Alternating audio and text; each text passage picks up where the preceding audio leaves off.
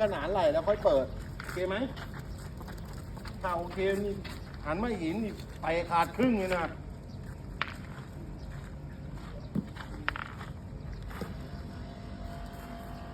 ถามว่าทำไมต้องให้ดูไอ้นี่ถามว่าทำไมต้องให้ดูมันก็ดูเดี๋ยวดูมุมเลยดูมุมเนี่ยเห็นไหมนี่เขาเปลี่ยนแปลงอะมาเช้าแหลมเปรี้ยวอยู่เลย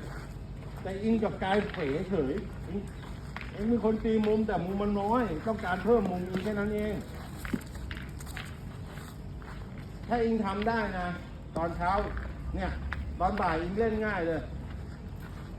ถ้ามุมมันมีตอนเช้าเนี่ยตอนบ่ายเล่นง่ายโคตรง่ายเลยแบบโอ้โหปล่อยยังไงก็ได้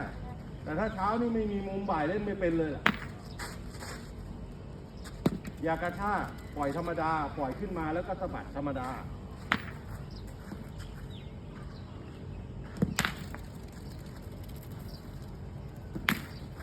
พอด